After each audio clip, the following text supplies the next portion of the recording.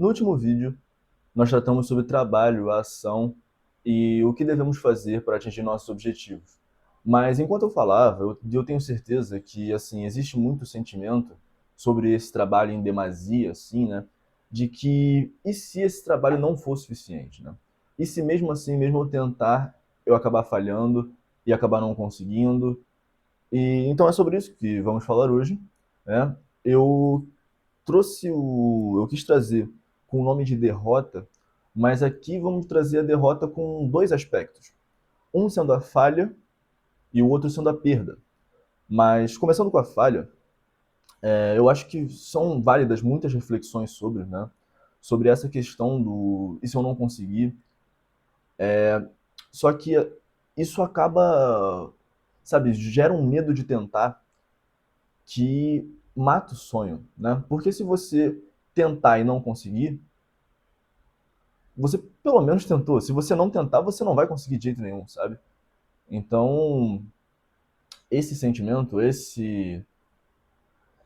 sabe, essa barreira do medo da falha, ela tritura o sonho de uma forma, tritura a sua ação, o seu chegar aos objetivos de uma forma gigantesca. E não deveria ser assim, porque a falha ela é comum, para falar a verdade. Se eu puder te contar esse segredo, né? Ela não só é comum, como ela é praticamente obrigatória para se desenvolver, né? Se você for pensar em pessoas que obtiveram sucesso, nenhuma delas chegou no topo com uma estrada fácil em que ganharam tudo, acertaram tudo, foram de primeira e conseguiram, né? Eu trago aqui o exemplo da People's Princess Sabrina Carpenter. Ela lançou 5 ou 6 álbuns de estúdio, se eu não me engano, antes de hitar com o Expresso. E Expresso teve 3 bilhões de streams no Spotify. Outras 2 músicas do álbum passaram do bilhão, do álbum Short and Sweet, que ela publicou, se eu não me engano, em 2023. Passaram do bilhão de streams. E hoje em dia ela é uma das maiores cantoras de sucesso da atualidade, né? E a Sabrina Carpenter, de maneira alguma, pô, lançou o primeiro, segundo, terceiro álbum de estúdio, falhou, entre muitas aspas, com aquilo, porque ainda assim são álbuns de sucesso, né? Não da métrica do sucesso que ela tem hoje, mas ainda assim são álbuns de sucesso. E ela publicou esses álbuns, e eu não acho que ela tenha pensado em desistir depois da primeira, segunda, terceira falha, né? Ela só queria mais e mais porque ela sabia que era esse o caminho que ela precisava percorrer para chegar onde ela queria. Como ela ia se sentir, sabe, satisfeita se não tivesse tentado, se não tivesse continuado, se não tivesse prosseguido?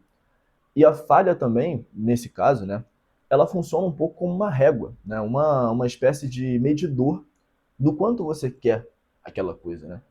Porque se você quer algo, tenta e falha na primeira vez, na primeira tentativa, e desiste, sabe, será que você verdadeiramente queria aquilo? É algo que é uma forma de te parar, foi muito fácil te parar.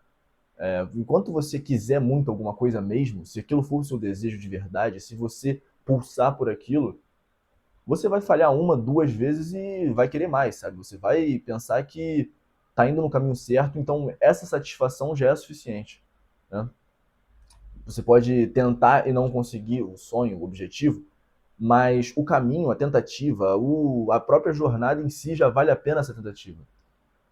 Você se faz feliz e satisfeito estando fazendo o que você gosta. Porque, querendo ou não, seu objetivo, eu imagino pelo menos, está alinhado com aquilo que você gosta de fazer, aquilo que você quer fazer, aquilo que você quer para si, é o que você tenta. E também, a falha, ela funciona para te mostrar, de certa forma, no seu caminho, onde aquilo não está dando tão certo, né?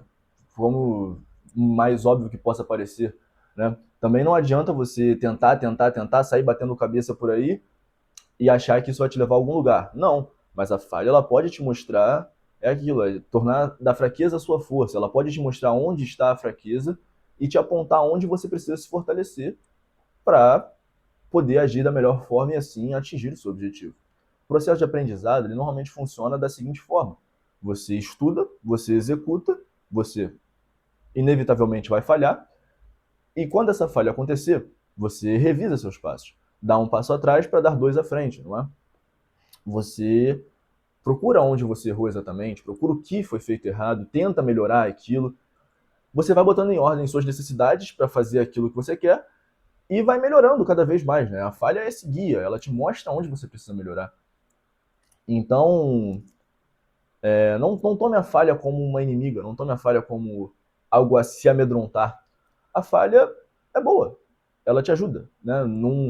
Até por isso, na thumbnail é uma vírgula, porque a falha também não é uma sentença. A primeira derrota não é uma sentença.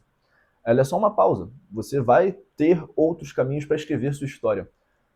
Se ela for uma derrota muito grande, muito definitiva, ela pode ser um ponto final, mas adivinha, é um ponto que vai seguir, pode terminar em outra sentença, pode, né, dar início a outra sentença, pode dar início a outro parágrafo, dar início a outro capítulo. Não é algo definitivo, não é o final do seu livro. E se for, seu livro pode ser uma franquia de inúmeros outros volumes. E passado desse tópico, eu acho que existem coisas que. Ah, eu queria dizer que as derrotas não existem, mas existem sim acontecimentos que definitivamente são derrotas, definitivamente você acaba perdendo algo, né? Mas a perda, seja ela qual for, se você perde um emprego, se você perde uma oportunidade, né? Você acaba sendo reprovado numa prova, num concurso que você queria passar, se você acaba, às vezes, até perdendo pessoas no seu caminho, é algo natural também. Assim como a falha é natural e vai acontecer durante a vida. E assim, até onde a perda, ela não é uma nova oportunidade, né? Ela não é o fechar de uma porta, o abrir de uma janela. Ela não é a oportunidade de você dar espaço para que novas coisas venham, novas boas coisas venham. Por isso você deve seguir trabalhando, mesmo com a perda. Trabalhando no sentido de agindo. Mesmo com a perda, mesmo com a falha, porque é isso que vai te levar a lugares maravilhosos, a lugares extraordinários. É esse trabalho, essa sequência, mesmo com os percalços do caminho, né, que vão te levar a novos ares. Eu acho uma loucura, assim, como certas decisões afetam a vida, né? Tipo, tem momentos que, em questão de segundos, o caminho que você iria trilhar, ele se desfaz completamente, vira outro. E eu acho isso também muito igualmente, assim como eu acho algo doido de se pensar, eu também acho muito belo. E, assim, propondo uma reflexão, né? Eu não sei se você é uma pessoa religiosa ou espiritual, ou que considera Deus na sua vida, mas eu também não sou, pra falar bem a verdade. É assim, religioso. Eu procuro tratar desse assunto do modo espiritual. Mas assim, livros religiosos, livros sagrados, eles contêm muitos ensinamentos, não à toa, né? Não é, foram assim, foram o que moldou a sociedade por muito tempo e é até hoje. Então assim, eu até a forma que eu encontrei de me aproximar desse âmbito, né, desse aspecto, foi com o salmo, o versículo, não sei exatamente a diferença entre os dois, mas a frase do Senhor é meu pastor e nada me faltará. E se você não é essa pessoa religiosa, né, um pequeno corte, se você não é essa pessoa religiosa, interprete o Senhor ou Deus ou o que for como bem e não necessariamente o bem, assim, o divino, né?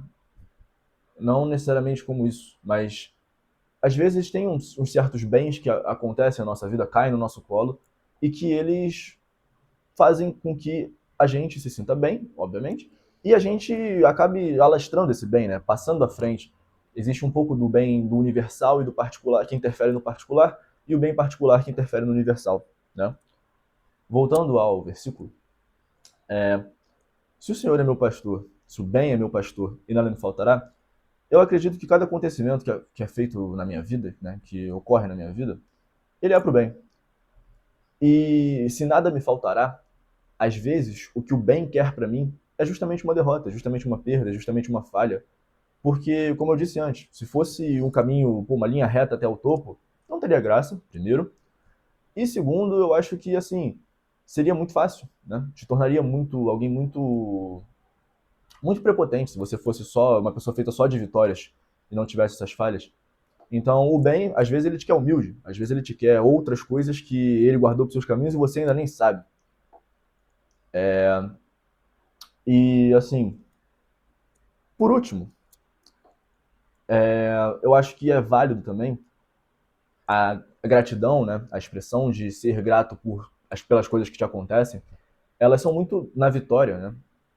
ou nas coisas boas, ou nas coisas neutras, mas acho que isso é muito fácil, né? Qualquer um agradeceria por coisas boas acontecendo. Mas agradeça também suas derrotas, agradeça também suas falhas. Elas te mostram que você ainda não está no lugar que você deveria estar e que tem muito trabalho para ser feito. Então, e além de tudo, também, como já falei, em certa medida te mostram o que deve ser feito, né, nesses trabalhos para atingir seus objetivos. Essa é a graça, essa é a parte boa. Então, não agradeça pelo que você não tem, porque acho que o que você não tem talvez te dá mais força ainda do que o que você tem, sabe? É esse o caminho desses obstáculos, dessas tantas coisas que vai te levar a conquistar o que você não tem e o que você quer conquistar principalmente. Bom, esse foi o vídeo de hoje. Considere se inscrever no canal e marcar o vídeo como gostei aí embaixo.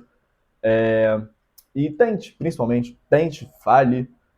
É só isso que vai poder te levar ao lugar que você quer estar no futuro. Então, muito obrigado e até a próxima.